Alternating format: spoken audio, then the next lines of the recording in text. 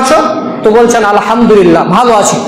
এরপরে ইব্রাহিম আলাইহিস সালাম বললেন যে কি খাও, মানে ওই মহিলাকে আজ্ঞার নারীকে কিন্তু জিজ্ঞাসা করেনি তুমি কি খাও, মানে তিনি রাগান্বিত হয়ে তিনি না খুশি হয়ে সেখান থেকে বেরিয়ে গেছিলেন, কারণ তার উত্তরে বলেছিল। যখন আলহামদুলিল্লাহ বললেন তখন বললেন তোমরা কি খাও? তো বলছে আমরা গোশত খাই এবং পানি খাই। তো বলছেন যে এবং ইব্রাহিম আলাইহিস সালাম তার জন্য দোয়া করলেন যে আল্লাহ তোমাদের গোশতে এবং পানিতে যত বরকত যখন আসবে তখন চোকারটাকে বহাল রাখতে বলবে। ইব্রাহিম আলাইহিস সালাম যখন চলে গেলেন, ইসমাইল আসলেন বাড়িতে, এসে দেখলেন যে কেউ কি এসেছিল, যে একজন বৃদ্ধ লোক এসেছিল, এসে বললেন যে কেমন আছো? আমি বললাম আছি আলহামদুলিল্লাহ। এরপরে কি বললো যে কি খাও? আমি বললাম গোশত খাই এবং পানি খাই। তো তারপরে কি বললো? তারপরে দোয়া দিলেন। এরপরে বললেন যে চোকারটাকে বহাল রাখতে বলেছেন। তো ইসমাইল আলাইহিস সালাম বললেন যে চোকাট বহাল রাখতে মানে তোমাকে রাখতে বলেছে, তোমাকে ধরে রাখতে বলেছে, অর্থাৎ ভালো মন্দ যে কোন সময় থাকবেন আলহামদুলিল্লাহ বলতে হবে। কেউ যদি জিজ্ঞাসা করে যে কোনো মুসিবত যে কোনো থাক সর্ব হালাতে আলহামদুলিল্লাহ বলে, যদি আলহামদুলিল্লাহ বলে তাহলে আল্লাহ সুবহানাহু ওয়া তাআলা পূর্বের গুনাহ শুধু তো আলহামদুলিল্লাহ অসুস্থ ব্যক্তি, একজন অসুস্থ ব্যক্তি দেখতে যদি তাকে জিজ্ঞাসা করেন যে কেমন আছো এবং সে ব্যক্তি যদি বলে আলহামদুলিল্লাহ, এমন এক ক্ষমতা রয়েছে যা খিদার কাজ করে। ভাত খেয়ে যেরকম খিদা মিটে যায়, আরো কোনো জিনিস খেয়ে যেমন খিদা মিটে যায়, জমজমের পানি খেলে খিদা মিটে। শক্তিশালী মেশিন দিয়ে এই জমজমের পানিকে শেষ করার পরিকল্পনা করানো হয়েছিল, কিন্তু এই শক্তিশালী মেশিন দিয়ে এই জমজমের পানিকে শেষ করতে পারেনি। তার মানে এই জমজমের পানি আল্লাহর মুজিজার মধ্যে একটা মুজিজা। জমজমের পানি আল্লাহর মুজিজার মধ্যে একটি মুজিজা হচ্ছে জমজমের পানি। সম্মানিত উপস্থিতি, আমরা বলছিলাম ইব্রাহিম আলাইহিস সালামের জীবনী। এবার বাইতুল মাকদিস থেকে ইব্রাহিম আলাইহিস সালাম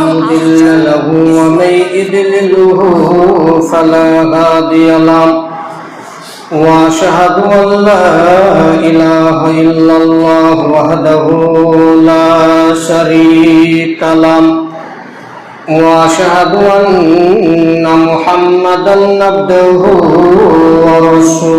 ورسوله فإن خير الحديث كتاب الله وخير الهدى هدى محمد صلى الله عليه وسلم وشر الأمور محدثاتها وكل محدثة بدعة وكل بدعة ضلالة وكل ضلالة في النار أعوذ بالله من الشيطان الرجيم ربي هب لي من الصالحين فبشرناه بغلام حليم فلما بلغ معه السعي قال يا بني إني أرى في المنام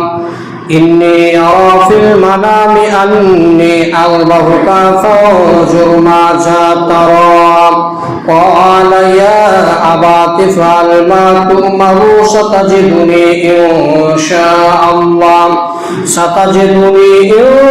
الله من الصابرين فلما أسلما وتله للجبين وناديناه أن يا إبراهيم قد صدقت الرؤيا إنا كذلك نجزي المحسنين إن هذا لهو البلاء المبين وفديناه بذبح عظيم।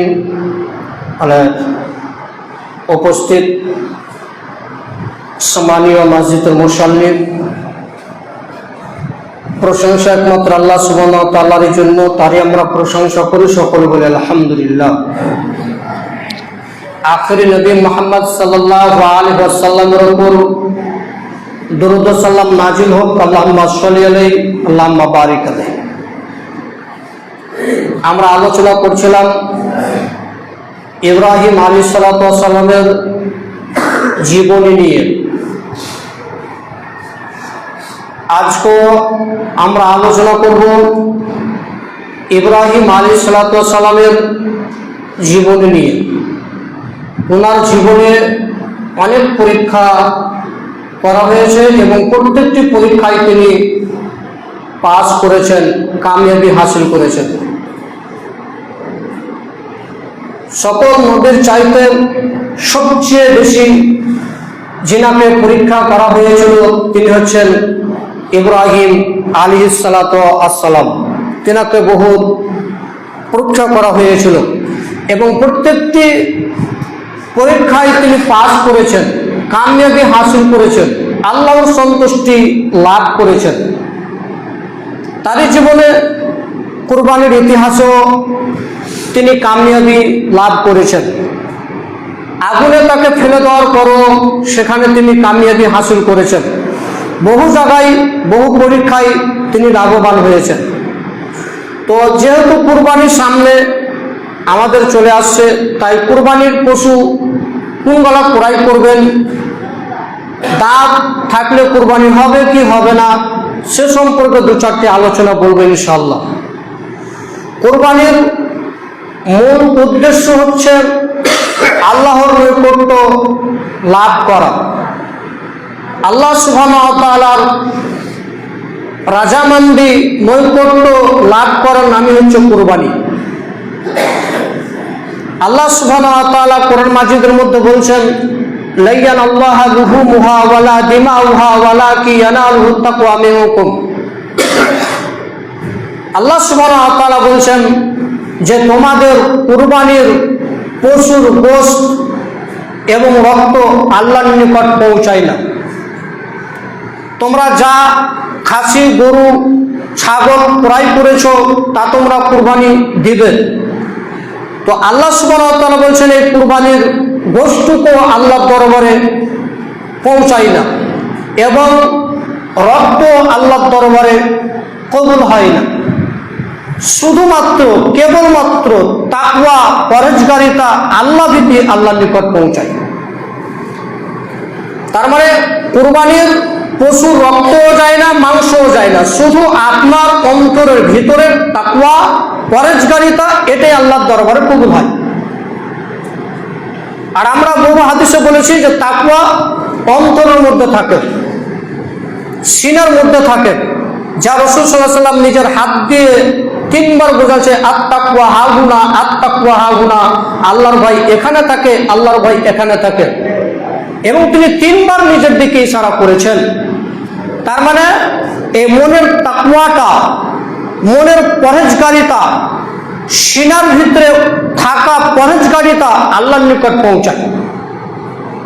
তার মানে কুরবানির পশু কুরবানি হওয়ার আগে নিজের আত্মার মধ্যে যেই জিনিসটা রয়েছে সেটাকে শুদ্ধ করে নেওয়া, সেটাকে পাক করে নেওয়া, সেটাকে পরহেজগারিতা করে নেওয়া।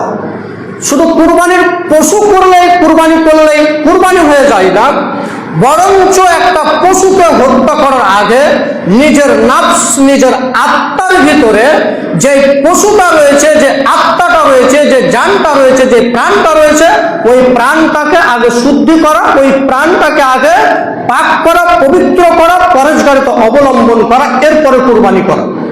তাহলে এই কুরবানি আল্লাহর দরবারে কবুল হবে। আল্লাহ সুবহানাহু ওয়া তাআলা বলছেন, ইন্নামা ইয়াতাকাব্বালুল্লাহু মিনাল মুত্তাকিন। নিশ্চয়ই আল্লাহ সুবহানাহু ওয়া তাআলা পরহেজগার মুমিন ব্যক্তিরই কুরবানি কবুল করে থাকেন। তার মানে যারা পরহেজগার, আল্লাহ ভীতু, যারা আল্লাহকে ভয় করে, পরহেজগারিতা অবলম্বন করে, তাদেরই আল্লাহ সুবহানাহু ওয়া তাআলা কুরবানি কবুল করে থাকেন। তার মানে বেঈমান, ফাসিক, বেনামাজি এদের কুরবানি আল্লাহ কবুল করেন না, এদের কুরবানি আল্লাহর দরবারে কবুল হবে না। তার মানে আমরা প্রস্তুতি ঠিকই নিতে পারি, কুরবানি কেনার জন্য 20,000, 30,000, 40,000, 50,000, 60,000, 70,000 দিয়ে আমরা খাসি ক্রয় করতে পারি, সব কিছু করতে পারি, সব আল্লাহ রাজামান্দি, আল্লাহর খুশির জন্য এতগুলো কিছু করতে পারি, শুধু আমরা নামাজটাই করতে পারি না। প্রস্তুতি সব ঠিক আছে, কুরবানি দিতে হবে এটা ঠিক আছে না, এমনও মনে করছে যে কুরবানি না দিলে মানুষ কি বলবে, খারাপ মনে করবে, এই পজিশন দেখে হয়তো মানুষ কুরবানি দিচ্ছে বলে মনে হচ্ছে। যদি এই পজিশনে যদি কুরবানি দেয় তাহলে কুরবানি আরো অন্য পর্যায়ে পড়বে, আরো বড় পাপের দিকে আপনি যাবেন। তাহলে কুরবানি দেওয়ার আগে যেরকম আপনি 2 মাস আগে থেকে 6 মাস আগে থেকে প্রস্তুতি নিয়েছেন যে এটা একটা কুরবানি দিতে হবে, কিছু করেই করতে হবে, এটা তো একটা প্রস্তুতি নিয়েছেন এবং কিনেছেন রেখেছেন, শুধুমাত্র আপনার প্রস্তুতি, আপনার গাফলতি সালাত আদায় করেন না। তো এত বড় খাসি, এত বড় গরু আর যাবতীয় জিনিস দিয়ে কি করবেন? কেন আল্লাহ তো বলছেন ইন্নামা ইয়াতাকাব্বালুল্লাহু মিনাল মুত্তাকিন, আমি কেবল শুধুমাত্র মুত্তাকিন পরেশগার ব্যক্তিদের কুরবানি কবুল করে থাকি। তার মানে যারা সালাত আদায় করে না তারা মুত্তাকিন নয়, তারা পরেশগার নয়, তারা ইমানদার নয়। আমার বলার মূল উদ্দেশ্য এতটুকু, সালাত আদায় করুন, কুরবানি করুন, ইনশাআল্লাহ সফলতা অর্জন করতে পারবেন। নচেত এই কুরবানির গোশ খাওয়া ছাড়া আর কোনো লাভ হবে না, কুরবানির মাংস খাওয়া ছাড়া আর কোনো লাভ হবে না যদি সালাত আদায় না করেন। সালাত আছে যার, কুরবানি আছে তার, সালাত নেই যার, কুরবানি নেই তার। মানে সালাত ছাড়া কুরবানি হয় না, সালাত ছাড়া মাংস গোশ খাওয়া যায়, অসুবিধা নেই। সালাত ছাড়া মাংস খাওয়া যাবে, গোশ খাওয়া যাবে। যা আপনারা খাচ্ছেন, যা আমরা খাচ্ছি, কুরবানি দেওয়াচ্ছি, আমরা সালাত আদায় করি না, তার মানে আমরা গোশ খাওয়ার জন্যই কুরবানি দিচ্ছি। মূলত যদি আকাশ থেকে আগুন এসে জ্বলে যেত বা আসমান উঠিয়ে নিয়ে যেত তাহলে আমরা কেউ কুরবানি দিতাম না।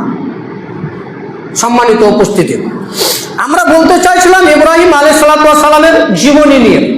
তার জীবনে একটি ইতিহাস আমরা ছেড়ে এসেছিলাম, কুরবানির ইতিহাস। তার ইতিহাসে আমরা বলেছিলাম যে ইব্রাহিম আলাইহিস সালাম বাইতুল মাকদিস থেকে, জেরুজালেম থেকে, ফিলিস্তিন থেকে কয়েকবার এসেছেন মক্কাতে। তিনি একবার এসেছিলেন কাবাঘর তৈরি করতে, তিনি কাবাঘর তৈরি করেছিলেন এবং আল্লাহ সুবহানাহু ওয়া তাআলা ইব্রাহিমকে বলেছিলেন, ইব্রাহিম তুমি মানুষকে এলান করো, হজের জন্য ডাকো, হজের জন্য এলান করো এবং 4-5 জন 10 জন এরকম সংখ্যক মানুষ হজ করলো এবং কাবাঘর নির্মাণ করলো, পুরো মসজিদ নির্মাণ করলো। এরপরে শুধু কি ছেড়ে দিলেন? তার পরবর্তী আয়াতগুলোতে আল্লাহ সুবহানাহু ওয়া তাআলা বলছেন ইব্রাহিম এবং ইসমাইল আলাইহিস সালামকে আল্লাহ স্বয়ং বলছে যে ইব্রাহিম তোমরা বাপ বেটা মিলে মসজিদ পরিষ্কার করো। যে কাবাঘর নির্মাণ তৈরি করলো, বাপ বেটা মিলে কাবাঘর নির্মাণ করলো, তৈরি করলো। আবার আল্লাহ বলছেন যে এই কাবাঘরকে তোমরা বাপ বেটা মিলে পরিষ্কার করবে। মানুষ থুতু ফেলে যাবে, মানুষ আবর্জনা ফেলে যাবে, মানুষ ধুলো ফেলবে, মানুষ আরো কিছু ফেলবে, এটা বাপ বেটা মিলে পরিষ্কার করবে। তাহলে মসজিদ পরিষ্কার করা, মসজিদ হওয়া, এটা নবীদের আদর্শ, এটা নবীদের কাজ।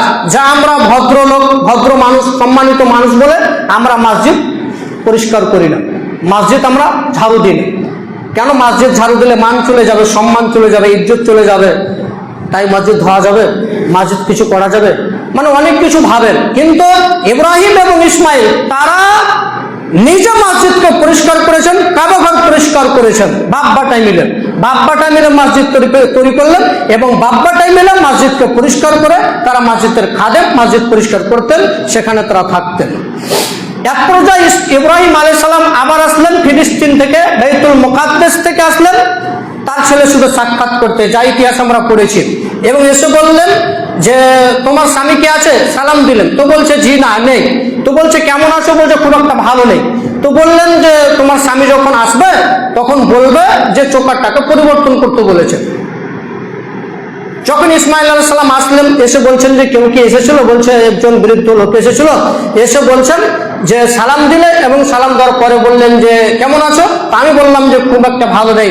তখন তিনি বললেন যে তোমার স্বামী যখন আসবে তখন চোকারটাকে পরিবর্তন করতে বলবে এবং তাকে বলবে জান ইকরি আলাইহিস সালাম, এবং আমার পক্ষ থেকে তাকে সালাম দিবে, এ কথা বলে গেছে। তখন ইসমাইল আলাইহিস সালাম বললেন যে সে তো আমার আব্বা, সে তো আমার পিতা এসেছিল, যে যা তোমাকে তালাক দিতে বলেছে, অর্থাৎ তোমার উত্তরে ভুল হয়েছে, তুমি চলে যাও, তোমাকে আমাকে তালাক দিতে বলেছে, চোখাট পরিবর্তন মানে তোমাকে তালাক দিতে বলেছে। এই একবার ইব্রাহিম আলাইহিস সালাম মক্কাতে এসেছিলেন। তার মানে তিনি মক্কাতে থাকতেন না, তার মানে তিনি মক্কাতে না, বাগদাদ, ইরাক, এই ইরাক, বাগদাদ এই শহরে তিনি থাকতেন। তো ইব্রাহিম আলাইহিস সালাম আবার আসছেন, তার আরেক স্ত্রী যখন ইসমাইল আলাইহিস সালাম বিবাহ করেন, সালাম প্রদান করেন এবং তাকে সালাম প্রদান করার পরে বললেন যে কেমন আছো? তো বলছেন আলহামদুলিল্লাহ ভালো আছি। এরপরে ইব্রাহিম আলাইহিস সালাম বললেন যে কি খাও, মানে ওই মহিলাকে আজ্ঞার নারীকে কিন্তু জিজ্ঞাসা করেনি তুমি কি খাও, মানে তিনি রাগান্বিত হয়ে তিনি না খুশি হয়ে সেখান থেকে বেরিয়ে গেছিলেন, কারণ তার উত্তর ভুলেছিল। যখন আলহামদুলিল্লাহ বললেন তখন বললেন তোমরা কি খাও, তো বলছে আমরা গোশত খাই এবং পানি খাই। তো বলছেন যে এবং ইব্রাহিম আলাইহিস সালাম তার জন্য দোয়া করলেন যে আল্লাহ তোমাদের গোশতে এবং পানিতে যাতে বরকত দান করে। এরপরে ইব্রাহিম আলাইহিস সালাম বললেন যে তোমার স্বামী যখন আসবে তখন চোকারটাকে বহাল রাখতে বলবে। ইব্রাহিম আলাইহিস সালাম যখন চলে গেলেন, ইসমাইল আসলেন বাড়িতে, এসে দেখলেন যে কেউ কি এসেছিল, যে একজন বৃদ্ধ লোক এসেছিল, এসে বললেন যে কেমন আছো, আমি বললাম আছি আলহামদুলিল্লাহ। এরপরে কি বললো যে কি খাও, আমি বললাম গোশত খাই এবং পানি খাই। তো তারপরে কি বললো, তারপরে দোয়া দিলেন, এরপরে বললেন যে চোকারটাকে বহাল রাখতে বলেছেন। তো ইসমাইল আলাইহিস সালাম বললেন যে চোকাট বহাল রাখতে মানে তোমাকে রাখতে বলেছে, তোমাকে ধরে রাখতে বলেছে, অর্থাৎ তোমাকে বাড়ির মধ্যে রাখতে বলেছে, অর্থাৎ তোমার উত্তর সঠিক ছিল। অর্থাৎ সর্বহালাতে হাদিস প্রমাণ করছে, সর্বহালাতে খারাপ ভালো মন্দ যে কোন সময় থাকবেন আলহামদুলিল্লাহ বলতে হবে। কেউ যদি জিজ্ঞাসা করে যে কোনো বিপদ মুসিবত যে কোনো থাক, সর্বহালাতে আলহামদুলিল্লাহ বলে লাগবে।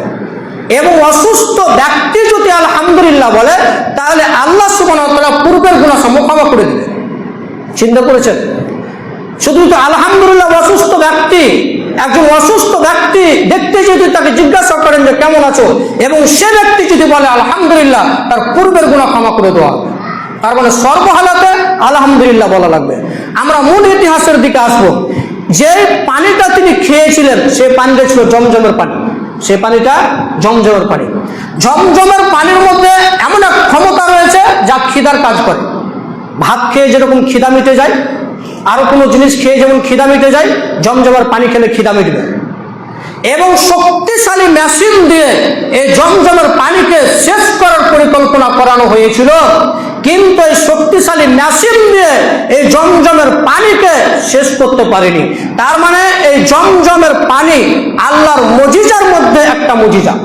জমজমের পানি আল্লাহর মুজিজার মধ্যে একটি মুজিজা হচ্ছে জমজমের পানি, যা মেশিন দিয়ে তাকে শেষ করা যায় না, যা কোনো পদ্ধতি দিয়ে শেষ করা যায় না। এটা একটা আল্লাহর মুজিজা, যা কখনো শেষ হবে না।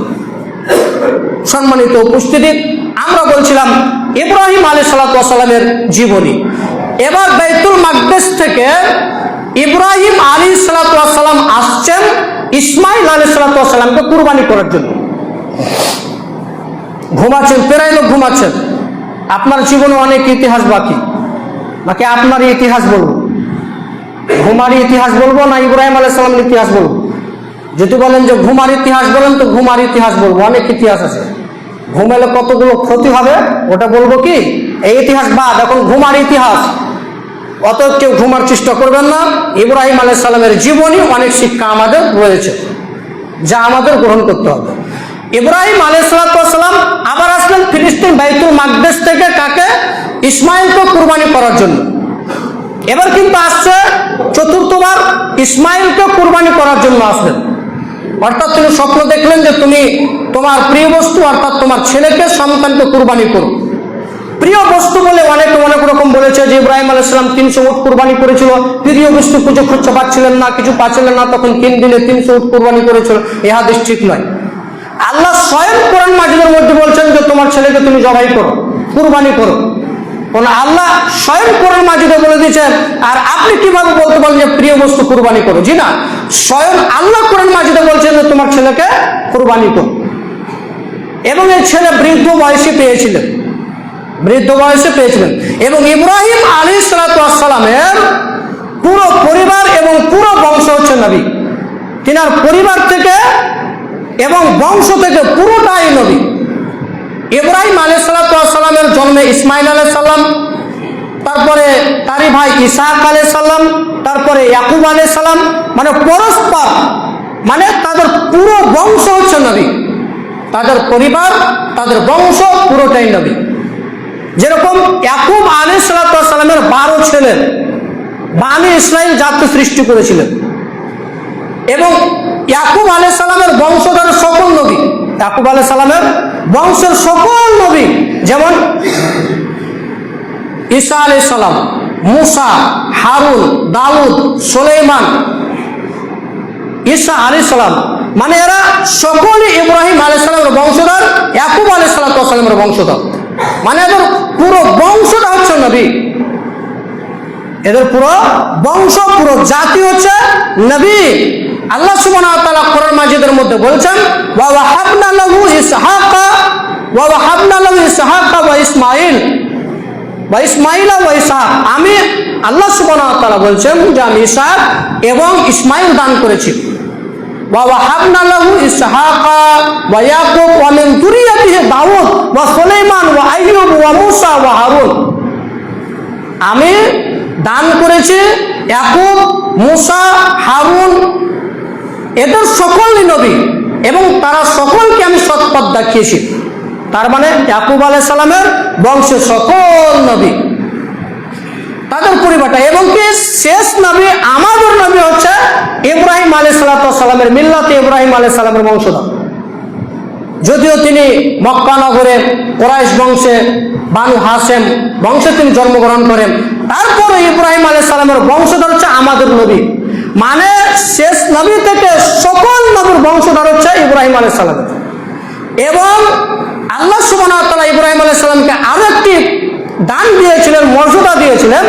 সেই মর্যাদা হচ্ছে যে ইব্রাহিম আলাইহিস সালামের বংশে ছাড়া কেউ নবী হতে পারবে না। ইব্রাহিম আলাইহিস সালামের বংশে ছাড়া কেউ নবী হতে পারবে না। নবী হতে গেলে, নবুয়ত দাবি করতে গেলে ইব্রাহিমের বংশধর হতে হবে, ইয়াকুব আলাইহিস সালামের বংশধর হতে হবে। কারণ আল্লাহ কোরআন মাজিদের মধ্যে বলছেন যে ইব্রাহিমের বংশধর ছাড়া কেউ নবী হতে পারে না। তার মানে সকল ইব্রাহিম আলাইহিস সালাম থেকে সকল নবী এসেছেন, সকলেই হচ্ছেন ইব্রাহিম আলাইহিস সালামের বংশধর। এবং তিনি আরো মর্যাদা তিনাকে দেওয়া হয়েছে, ইব্রাহিম আলাইহিস সালাম থেকে যত নবী এসেছেন সকল নবীর হচ্ছে ইমাম, সকল নবীর ইমাম হচ্ছে ইব্রাহিম আলাইহিস সালাম। তিনার বংশে তিনার অনেক মর্যাদা, তিনার পরিবার অনেক সুন্দর, যেরকম স্ত্রী, যেরকম ছেলে, যেরকম বাপ, যেরকম ছেলে, যেরকম বংশ, যেরকম পরিবার, পুরো পরিবারটা যদি এত সুন্দর হয় তাহলে তার জীবনীটা কত সুন্দর হবে চিন্তা করেছেন? চিন্তা করলেন। এবার ইসমাইল আলাইহিস সালামকে কুরবানি করার জন্য আসলেন ইব্রাহিম আলাইহিস সালাম, এসে বললেন যে ওয়া রব্বি হাবলি মিনাস সালিহিন। আল্লাহ সুবহানাহু ওয়া তাআলার নিকটে ইব্রাহিম আলাইহিস সালাম আল্লাহর নিকটে চেয়েছিলেন, আল্লাহ তুমি আমাকে একটা সুসন্তান দান করো। ফাবাশশারনাহু বিগুলামিন হালিম, অতঃপর আমি তাকে একটি ধৈর্যশীল সুসন্তান দান করলাম, ধৈর্যশীল সুসন্তান দান করলাম। মানে ইব্রাহিম আলাইহিস সালাম একটি বাচ্চা চাইলেন, তা বাচ্চা দিলেন, ধৈর্যশীল, সুস্থ, খুব শান্ত মেজাজে ছেলে দান করলেন। ফালাম্মা বালাগা মা'হুস সাইয়া, যখন সে দৌড়াদৌড়ি করতে পারে, মানে দৌড়াদৌড়ি করার একটা উপনীত বয়সে যখন পৌঁছে গেলেন, মিনিমাম তিনার বয়স মুফাসসিরগণ বলছেন যখন তিনার বয়স 13 বছর, সে সময় ইব্রাহিম আলাইহিস সালাম আসলেন। তারপরে বলছেন ক্বালা ইয়া বুনাইয়া ইন্নী আরা ফিল মানামি আন্নী আযবাহুকা ফানজুর মাযা তারা, এ আমার বৎস, এ আমার ছেলে, আমি স্বপ্নে দেখেছি তোমাকে জবাই করছি। ফানজুর মাযা তারা, তোমার মতামত কি? বৃদ্ধ বয়সে চুল পেকে গেছে, দাড়ি পেকে গিয়েছে, সবকিছু পেকে গিয়েছে, এই বয়সে একটা বাচ্চা পেয়েছে, ওই বাচ্চাকে আল্লাহর রাস্তায় কুরবানি করতে হবে। ইব্রাহিম আলাইহিস সালাম বললেন ইয়া বুনাইয়া ইন্নী আরা ফিল মানামি আন্নী আযবাহুকা ফানজুর মাযা তারা, হে আমার ছেলে আমি স্বপ্ন দেখেছি তোমাকে জবাই করছি। ফানজুর মাযা তারা, তোমার মতামত কি? ছেলে বলছেন ক্বালা ইয়া আবাতি ফাল মা তুমারু সাতাজিদুনি ইনশাআল্লাহু মিনাস সাবিরিন, আব্বা আপনাকে যা আদেশ করেছেন আপনি তা পালন করুন, আপনাকে যা আল্লাহ নির্দেশ দিয়েছেন তা আপনি পালন করুন, ইনশাআল্লাহু মিনাস সাবিরিন, আপনি আমাকে ধৈর্যশীলদের মধ্যে পাবেন। बाप का बेटा सिपाही का घोड़ा कुछ नहीं तो थोड़ा थोड़ा, बाप का बेटा सिपाही का घोड़ा कुछ नहीं तो थोड़ा थोड़ा, बाप যেরকম হবে বেটা সেরকমই হবে। বাপের উত্তর হচ্ছে যে আমি স্বপ্নে দেখেছি তোমাকে জবাই করছি, তোমার মতামতটা কি? তো ছেলে বলছেন যে আব্বা আপনাকে যা আল্লাহ আদেশ করেছে, আল্লাহ যা আপনাকে নির্দেশ দিয়েছে আপনি তা পালন করুন, ইনশাআল্লাহ আপনি আমাকে ধৈর্যশীলদের মধ্যে পাবেন। ফালাম্মা আসলামা ওয়া তাল্লাহু লিল জাবিহিন, বাব্বাটা আত্মসমর্পণ করলো, বাব্বাটা আত্মসমর্পণ করলো। ফালাম্মা আসলামা ওয়া তাল্লাহু লিল জাবিহিন, এবং ইসমাইল আলাইহিস সালাতু ওয়াস সালামকে উবুর করে শুইয়ে দেওয়া হলো। ইসমাইলকে উবুর করে শুইয়ে দিলেন, মানে এই ঘাটটা নিচে উপরে আর মুখটা নিচে করে দেওয়া হলো মিনার মাঠে, এরকম এক জায়গাতে ফাঁকা উঁচু 20 তলা 30 তলা উঁচু এমন এক ফাঁকা ময়দানে ইসমাইল আলাইহিস সালাতু ওয়াস সালামকে, ইব্রাহিম আলাইহিস সালাতু ওয়াস সালাম ইসমাইলকে উবুর করে শুইয়ে দিলেন। এরপর আল্লাহ সুবহানাহু ওয়া তাআলা বলছেন ওয়ানাদাইনাহু ইয়া ইব্রাহিম, তারপর আমি ইব্রাহিম আলাইহিস সালাতু ওয়াস সালামকে ডেকে বললাম, হে ইব্রাহিম, কদ সাদ্দাকতা রুইয়া, তুমি তোমার স্বপ্নকে সত্যই পরিণত করেছো। আলহামদুলিল্লাহি ওয়াহদা ওয়াসসালাতু ওয়াসসালামু আলা মান লা নাবিয়্যা বা'দা, আম্মা বা'দ। আমরা আলোচনা করছিলাম ইব্রাহিম আলাইহিস সালামের ঘটনা। সেই ইব্রাহিম আলাইহিস সালাতু ওয়াস সালামের ঘটনার মধ্যে বলছিলাম, ফালাম্মা আসলামা ওয়া তাল্লাহু লিল জাবিহিন, বাব্বাটা আত্মসমর্পণ করলো, বেটাকে শুইয়ে দিল। আল্লাহ ডাক দিয়ে বললেন যে, হে ইব্রাহিম, কদ সাদ্দাকতা রুইয়া, তুমি তোমার স্বপ্নকে বাস্তব রূপে প্রমাণিত করেছো। আমার ঠেকানো দিনই তোমার ছেলেকে কুরবানি করতে হবে। আমি দেখতে চাইছি যে আমি তোমাকে 90 বছর পর, 80 বছর পর, 86 বছর পর একটা সন্তান দিলাম, সেই সন্তান আল্লাহর রাস্তায় কুরবানি করতে পারো কিনা, সে আল্লাহর রাস্তায় সে কাজ করতে পারো কিনা, এটা আমি দেখতে চাইলাম। আমার ঠেকানো দিনই তোমার ছেলেকে কুরবানি করতে হবে, এটা আল্লাহর পরীক্ষা। হাজেরাকে রেখে আসলেন মরুভূমির প্রান্তে, এটা একটা আল্লাহর পরীক্ষা। ওনার জীবনে বহুত মারাত্মক মারাত্মক পরীক্ষা, যা আপনি উপলব্ধি করতে পারবেন না। এবং তারই একটি বংশধর যদি ধরেন, তাহলে জাকারিয়া আলাইহিস সালাতু ওয়াস সালাম, তিনার বাচ্চা কত সালে হয়েছিল এবং কোন মাসে হয়েছিল। যেরকম জাকারিয়া আলাইহিস সালাম যখন মারিয়মের নিকট দেখলেন ওয়াসমের ফল, তো তখন বললেন জাকারিয়া আলাইহিস সালাম, এবং মারিয়মের খালু হচ্ছে জাকারিয়া, মারিয়মের খালুর নাম জাকারিয়া আলাইহিস সালাতু ওয়াস সালাম। যখন জাকারিয়া মারিয়মের নিকটে ওয়াসমের ফল দেখতে পেলেন, সে সময় বললেন যে ফল কোথা থেকে আসলো, তখন বললেন এটা আল্লাহর পক্ষ থেকে। এবং একথাও তিনি বললেন যে আল্লাহ সুবহানাহু ওয়া তাআলা যাকে ভালোবাসে, যাকে মহব্বত করে, তাকে বেহিসাব রিজিক প্রদান করে, বেহিসাব রিজিক দেয় যাকে আল্লাহ ভালোবাসে। এরপরে জাকারিয়া আলাইহিস সালাম চলে গেলেন এবং আল্লাহকে বললেন, আল্লাহ, তুমি যদি মারিয়মের ঘরে অসমের ফল দিতে পারো, তুমি যাকে ভালোবাসো বেহিসাব রিজিক প্রদান করতে পারো, তুমি সবকিছু করতে পারো, আমাকে একটা সুসন্তান দান করো, আমাকে একটা কি দান করো? সুসন্তান। অথচ তিনি বৃদ্ধ, একেবারে বৃদ্ধ অবস্থায় পৌঁছে গেছেন, এবং তার স্ত্রী হচ্ছে বান্ধা, যাকে বলে বাঁধা, যার কোনো বাচ্চাই হবে না, এরকম একটা পরিস্থিতিতে জাকারিয়া দোয়া করলেন। এবং জাকারিয়া আলাইহিস সালাতু ওয়াস সালামের দোয়া আল্লাহ কবুল করলেন। এবং বান্ধা মায়ের পেটে জন্ম নিলেন ইয়াহইয়া আলাইহিস সালাম, বাঁধা মায়ের পেটে জন্ম নিলেন ইয়াহইয়া আলাইহিস সালাম। একেবারে বৃদ্ধ অবস্থায় চামড়াগুলো জড়সড় হয়ে গেছেন। এবং এই জাকারিয়া আলাইহিস সালাতু ওয়াস সালামের স্ত্রী ছিলেন বান্ধা, বাঁধা। এই বাঁধা মায়ের পেটে সন্তান জন্ম নিলেন ইয়াহইয়া আলাইহিস সালাম। এটাও ইব্রাহিম আলাইহিস সালামের বংশধর। জাকারিয়া যেরকম ইব্রাহিম ইয়াকুব আলাইহিস সালামের বংশধর, ইয়াহইয়া আলাইহিস সালামও এরকম জাকারিয়া ইব্রাহিম এবং ইয়াকুব আলাইহিস সালামের বংশধর। তার মানে এভাবে আল্লাহর নিকট একটা দোয়া করার একটা পদ্ধতি, যে আল্লাহ সবকিছু করতে পারে। বান্দা মায়ের পেটে সন্তান, যদি বান্দার মায়ের পেট থেকে যদি সন্তান ইয়াহইয়া আলাইহিস সালাম জন্ম নিতে পারে, তাহলে আল্লাহ সবকিছু করতে পারে, সবকিছু করতে পারে। আমরা দোয়া চাইতে জানি না, বলতে পারছি না। আমরা বলতে চাইছিলাম ইব্রাহিম আলাইহিস সালাতু ওয়াস সালামের বংশের মধ্যে ইসমাইল আলাইহিস সালাতু ওয়াস সালামের ঘটনা। তিনাকে শুইয়ে দেওয়া হলো এবং তার স্বপ্নকে বাস্তবে পরিণত করা হলো। এরপর আল্লাহ বলছেন, ইন্না কাযালিকা নাজিজিল মুহসিনিন, নিশ্চয় আমি নেক বান্দা, খাঁটি বান্দাদেরকে এভাবে পুরস্কার করে থাকি, আমি এভাবে পরীক্ষা করে থাকি। যারা নেক বান্দা, যারা ভালো বান্দা, যারা মুত্তাকিন, তাদের আমি পরীক্ষা করে থাকি এইভাবে, যেভাবে ইব্রাহিমকে পরীক্ষা করলাম। ইন্না হাযা লাহুল বালাউল মুবিন, নিশ্চয় এটা সুস্পষ্ট একটা পরীক্ষা। আল্লাহ উপরে বললেন যে এটা আমার পুরস্কার, আর নিচের আয়াতে বলেছেন ইন্না হাযা লাহুল বালাউল মুবিন, নিশ্চয় এটি একটি আমার সুস্পষ্ট পরীক্ষা ছিল, ইমতিহান ছিল, যা ইমতিহান, যা পরীক্ষাতে ইব্রাহিম আলাইহিস সালাম কামিয়াবি হাসিল করেছেন। যে আল্লাহর সন্তুষ্ট লাভ করেছেন, আল্লাহর নৈকট্য লাভ করেছেন। ওয়াফাদাইনাহু বিজিবহিন আযীম, আর আমি তার পরিবর্তে অর্থাৎ তাকে মুক্ত করে তার বিনিময়ে আমি ইসমাইলকে হটিয়ে দিয়ে তার পরিবর্তে অন্য একটা জীবকে, একটা জন্তুকে, একটা প্রাণীকে কুরবানি রূপে দিলাম। অনেকে মুফাসসিরগণ বলেছেন যে যেটা হাবিল যে দুম্বাটি কুরবানি করেছিল সেই দুম্বাটি নিয়ে আসা হয়েছিল। অনেক মুফাসসিরগণ বলেছেন, যা কি থেকে এসেছিল তা আমরা বলতে চাইছি না, যে মুফাসসিরগণ বলছেন যে হাবিল যে কুরবানিটি করেছিলেন সেই কুরবানিটি আসমানে উঠিয়ে নেওয়া হয়েছিল, ওই কুরবানিটি ইসমাইল আলাইহিস সালামের জায়গাতে রাখা হয়েছে কোন কোন মুফাসসিরগণ বলেছেন। কিন্তু কোরআনে যেটা বলছে ওয়াফাদাইনাহু বিজিবিন আযীম, আমি ইসমাইল আলাইহিস সালামকে সরিয়ে দিয়ে তার পরিবর্তে একটি জন্তুকে দিয়ে দিলাম।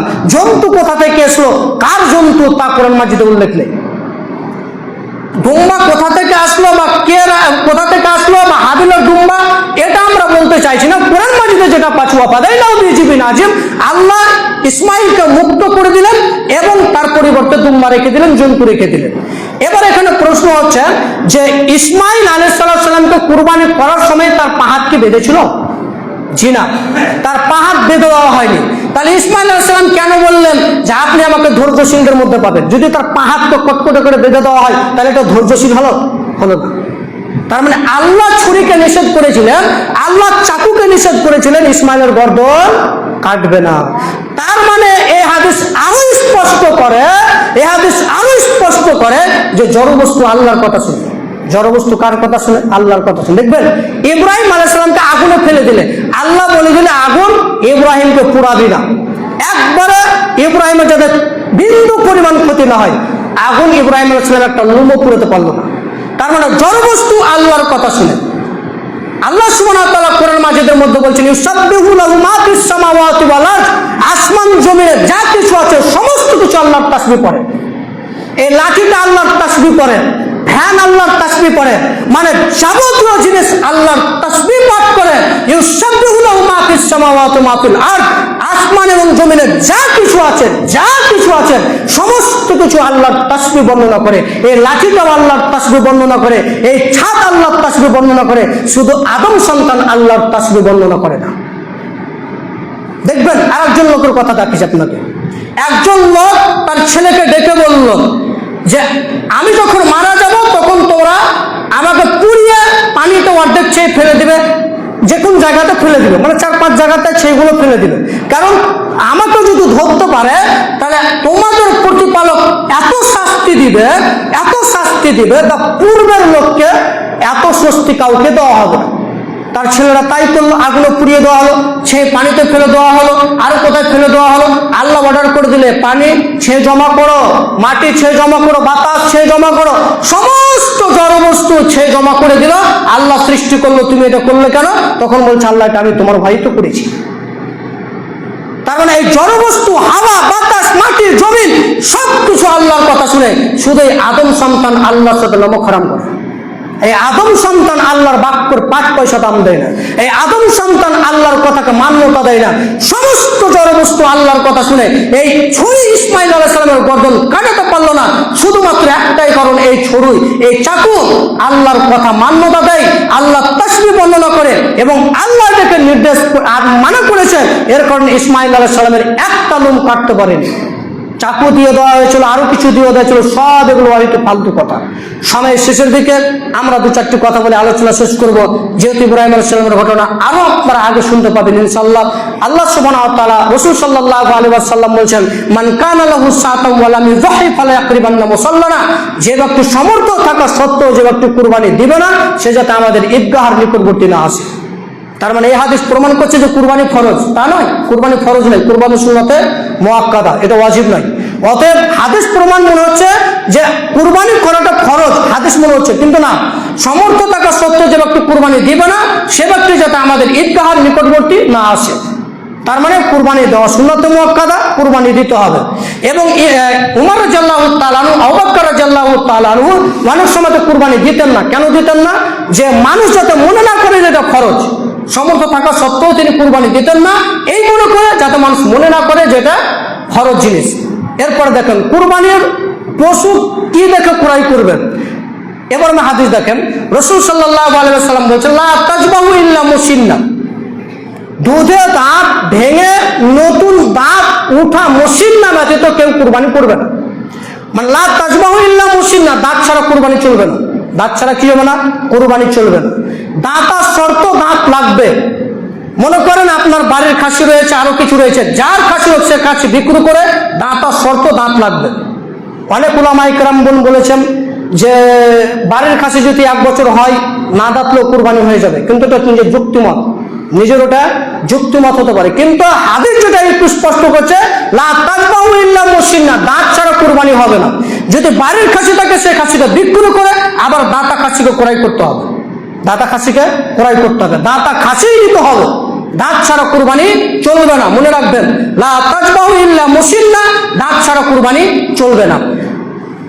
আনাস রাদিয়াল্লাহু তাআলা আনহু বলেন, রাসূল সাল্লাল্লাহু আলাইহি ওয়াসাল্লাম বললেন যে আমার আবি কাবসাইনি আমলাহাইনি ওয়া আকরানাইনি, রাসূলুল্লাহ সাল্লাল্লাহু আলাইহি ওয়াসাল্লাম দুটি সাদা কালো শিংওয়ালা কুরবানি জবাই করলেন, দুম্বা জবাই করলেন। তার মানে তিনি যতটুকু কুরবানি করেছেন সমস্ত কুরবানি কিন্তু শিংওয়ালা করেছেন তিনি, এবং সাদা কালো বা হতে পারে যে কোনো তিনি দুম্বা জবাই করলেন। ওয়াজাবাহুমা বিয়াদিহি, এবং নিজ হাতে জবাই করলেন। ওয়াসাম্মা ওয়া কাব্বারা, তিনি জবাই করার সময় বিসমিল্লাহ এবং আল্লাহু আকবার বললেন। তার মানে এগুলো পদ্ধতি, এবং কুরবানি কেনার পদ্ধতি যে শিংটা শর্ত নয়, তবে রাসূল সাল্লাল্লাহু আলাইহি ওয়াসাল্লাম শিং দেখে কুরবানি কিনতেন এবং সাদা কালো কিনতেন। তা পরবর্তী জুমাতে আরো আলোচনা চলে আসবে দেখবেন। আরেকটি যদি বিষয় বলছিলাম শেষের বেলায়, যে 4টি দিক দেখে পশু ক্রয় করবেন। 4টি যদি খুঁত থাকে তাহলে পশু কিনবেন না, জন্তু কিনবেন না। তার একটি হচ্ছে স্পষ্ট খোঁড়া, মানে ন্যাংরা। বাজারে খাসি গরু কিনতে গেলে তাকে হাঁচিয়ে দেখে নেবেন যে ঠিকভাবে হাঁটতে পারে কিনা। যদি ন্যাংরাই তাহলে সেই গরু ক্রয় করবেন না, কিনবেন না। 2, যদি স্পষ্ট কানা হয়, চোখ কান সমস্ত কিছু দেখে নেবে। যদি কানা হয় তাহলে সেই গরু, সেই খাসি, সেই দুম্বা, সেই ছাগল, সে ছাগি তোমরা ক্রয় করবে না। এরপরে 3 নম্বরে বললেন যে স্পষ্ট রোগী, যাকে অসুখ রয়েছে, যা অসুখটা স্পষ্ট পাচ্ছে, প্রকাশ পাচ্ছে, এরকম খাসি, এরকম গরু তোমরা ক্রয় করবে না। 4 নম্বরে বললেন এমন দুর্বল পাতলা, যার মাংস নেই, শুধু হাড্ডি, একেবারে রোগা পাতলা, এরকম তোমরা গরু ক্রয় করবে না।